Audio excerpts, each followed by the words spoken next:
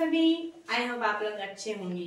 जैसा कि आप सभी को पता है, क्लास 8 आप सभी के लिए मैं कल आपको हमारा जो चैप्टर चल रहा था, चैप्टर नंबर 11, ठीक है, उसका फर्स्ट पार्ट कल अपलोड हो चुका था और सेकंड पार्ट जो है आज आपके सामने आ गया है। और मैं उम्मीद करती हूँ कि कल की वीडियो आपको समझ में आई होगी। कल का जो टॉपिक हमने पढ़ा था, कंडक्टर्स, इन्सुलेटर्स, और हमने पढ़ा था कि जो हमारे जो केमिकल करंट जो होता है, हमारा इलेक्ट्रिक करंट, उसका हमने फर्स्ट इफेक्ट देखा था, हीटिंग इफेक्ट, वो भी आपको समझ में आया होगा।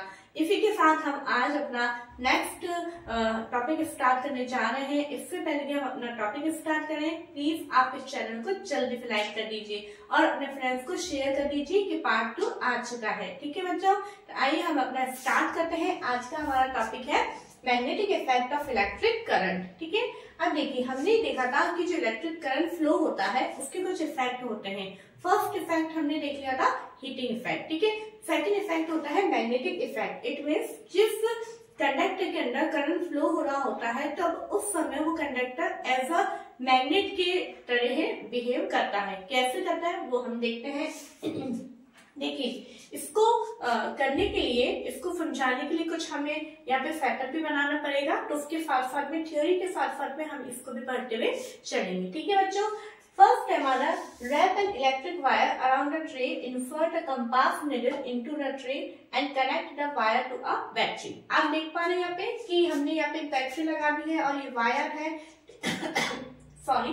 ठीक है, यहाँ पे हमने एक मैच बॉक्स लिया है। मैच बॉक्स की जो ट्रे होती है उसको निकाल के उसके अंदर हमने यहाँ पे कंपास को रखा है और इसके चारों तरफ इस वायर से हमने इसको रैप कर दिया है। ठीक है, आई होप आपको ये लाइन समझ में आ गई होगी। Next, when an electric current pass through a wire, जब हम इस बैटरी के द्वारा जब हम करंट फ्लो करेंगे इस वायर के अंदर, it generates a magnetic field around the wire. तो क्या होगा, यहाँ पे इस वायर के अंदर क्या जनरेट होने लगेंगी, एक मैग्नेटिक फील्ड जनरेट होने लगेगा, है ना। आपको ध्यान हो तो जब हम मैग्नेट वाला चैप्टर हमने पढ़ा था, एक छोटी क्लासेस में पढ़ा था, तो मैग्नेट में क्या होता है, जैसे कि मैग्नेट है तो इसके चारों तरफ क्या होता है, मैग्नेटिक फील्ड होता है। क्या होता है, मैग्नेटिक फील्ड होता है, यानी चुंबकीय क्षेत्र होता है।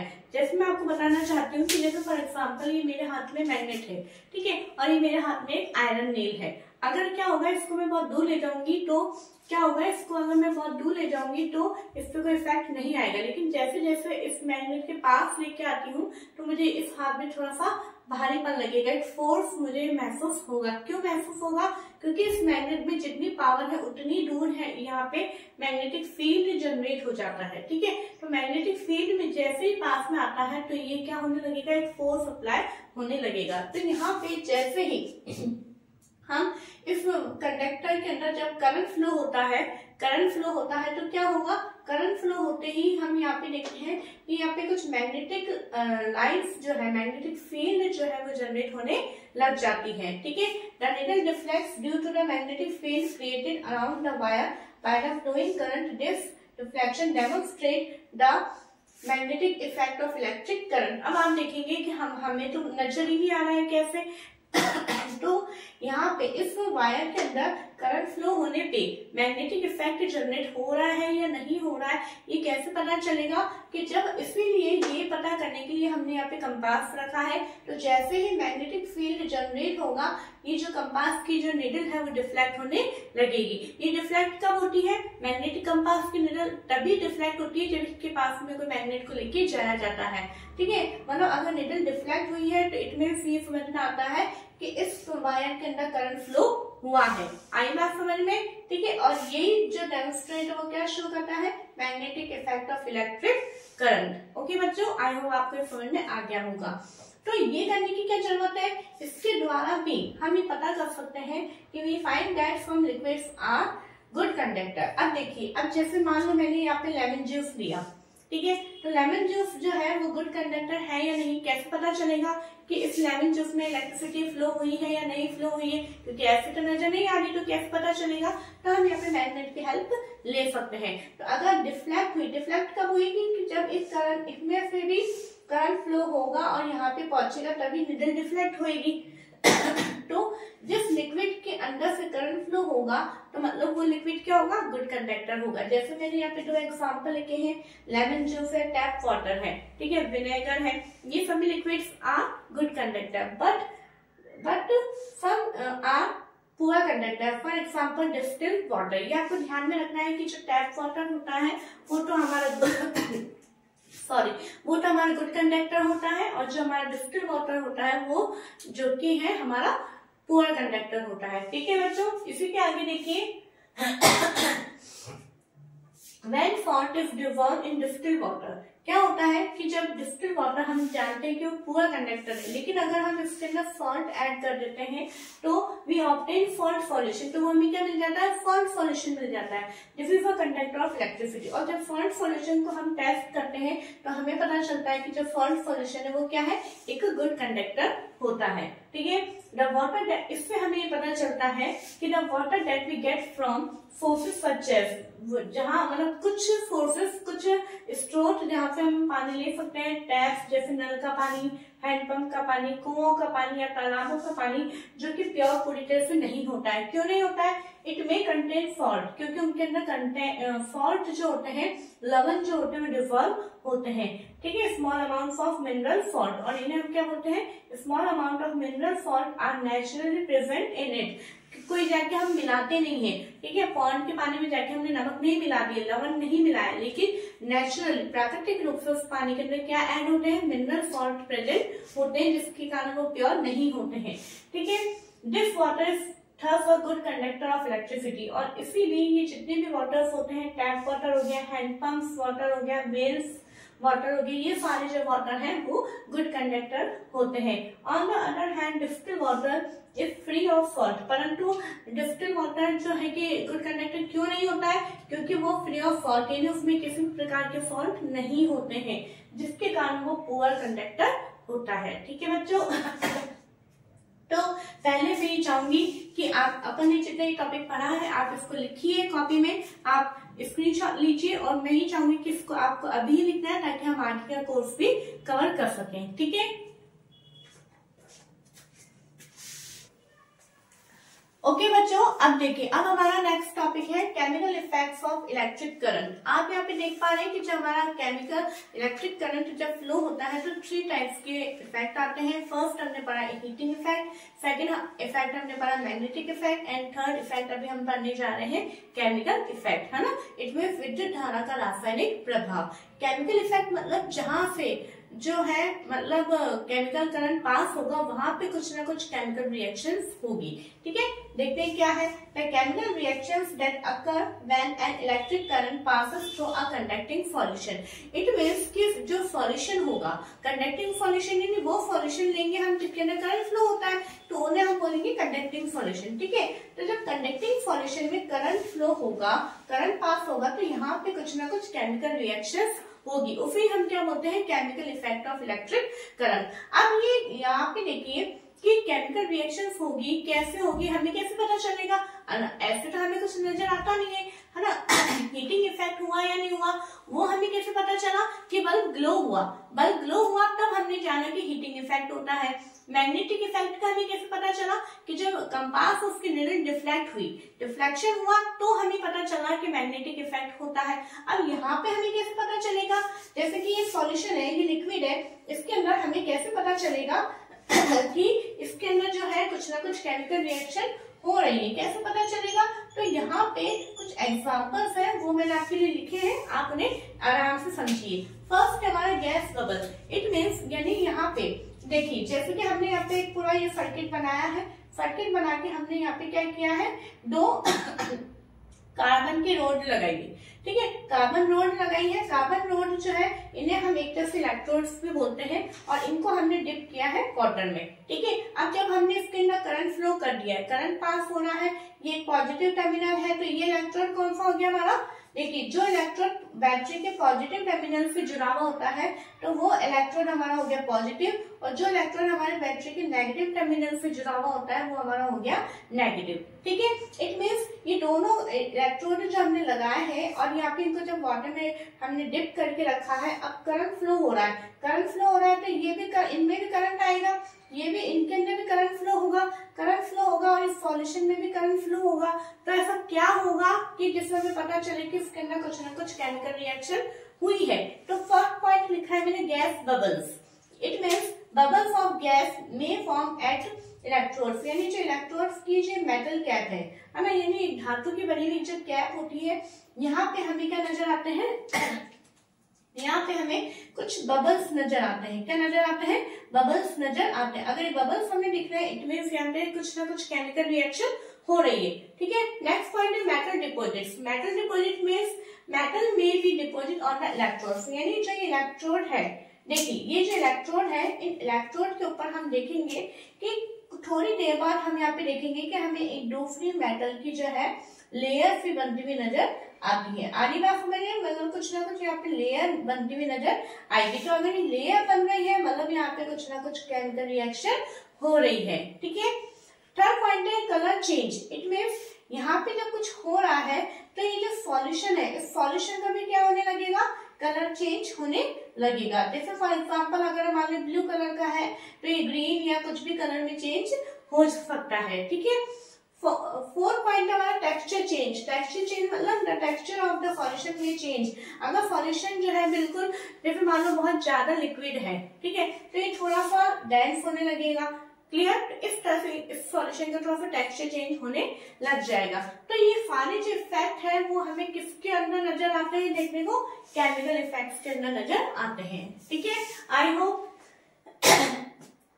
आपको ये समझ में आ गया होगा। ठीक है बच्चों, ये जरूर से पॉइंट लिखिएगा ताकि आपको ये आराम से लिखने में हेल्प मिल सके। और एग्जाम में जब आपके क्वेश्चन आता है तो आराम से पॉइंट वाइज आप लिखेंगे तो बहुत ही अच्छा रिजल्ट आपको मिलेगा। ठीक है, नेक्स्ट हमारा टॉपिक आता है टेस्टिंग पोटैटो। अभी हमने देखिए सॉलिड के अंदर देख लिया, लिक्विड के अंदर देख लिया। अब यहाँ पे हम चेक कर रहे हैं कि क्या फ्रूट्स और वेजिटेबल्स भी कंडक्टर्स हो सकते हैं, क्या इनके अंदर भी इलेक्ट्रिक करंट पास हो सकता है। तो उसके लिए हम पोटैटो का टेस्ट करके देखेंगे।